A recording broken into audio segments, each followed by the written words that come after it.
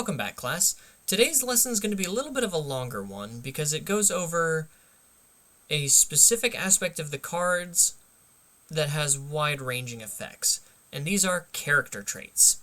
So, in characters, starting with My Hero Academia moving forward, many characters will have a trait. For characters in the Dark Tournament, it will be a team trait. So for like Hiei, Kurama, Kuwabara, you'll have Team Urameshi because they are on Team Urameshi in the Dark Tournament. For characters like Jin, you've got Team Masho. For Karasu, you've got Team Toguro, and so on and so forth. With characters from My Hero, you will have traits such as League of Villains, Villain, Pro Hero, Student, 1A, 1B, stuff like that. Character traits are basically flavor. They're there to add, like, see, Endeavor has Pro Hero, or Hawks has both Pro Hero and Villain because he kind of did that double agent thing in My Hero Academia. Spoilers, I guess. But they're basically there for flavor for the character cards. They give a little bit more depth to the character you're playing. But they do have some important roles to play. Scroll all the way up here. Now, I'm going to just do some attacks here, because character traits can also go... I'm also going to talk about character-exclusive abilities in this video. So as you can see here for arrows and daggers, we have I'm going to butcher these, and I apologize to my Critical Role fans out there. A Vaxildan response and a Vexalia enhance. So what these mean are, if you play this card and your character is Vaxildan, you have access to this responsibility, but you do not have access to this enhance ability. Likewise, if you're playing this card and your starting character is Vexalia, you have access to this enhance ability, but you do not have access to this responsibility. So there are some cards that require you to have specific character, to be playing the card in a specific character. Like Genkai's Spirit Gun. It has a Genkai enhance, which means only Genkai, if your starting character is Genkai, that's the only time you would be able to use this Genkai enhance. Pretty simple. The character name in front of the enhance means only that character can use that enhance. However, if we go into some foundations, we can see, where's the teams?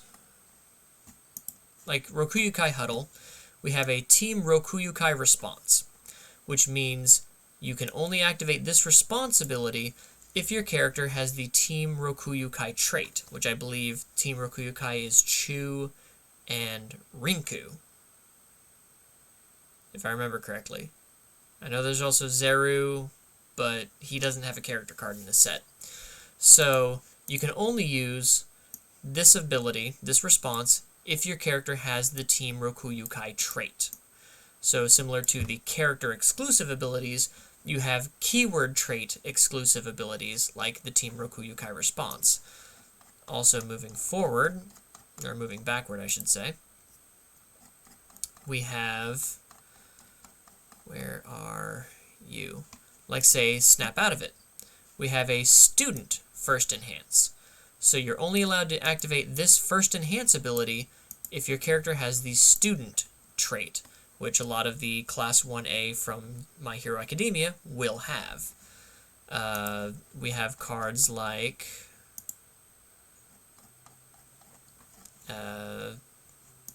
number 2 Pro Hero. It has a Villain enhance, which you can only use if you have the Villain trait, and a Pro Hero response, which you can only use if you have the Pro Hero keyword trait. So a card like this would be mostly useful in a character that has both the Pro Hero and Villain keyword traits. So this is something relatively new to the game. It was started in Jetburn, but all of the My Hero Academia characters printed from Set 1 to Jetburn were retroactively given character traits, and I will try to remember to put a link to that in the description below. I believe it's in the rules and FAQs section on UVS Games' website.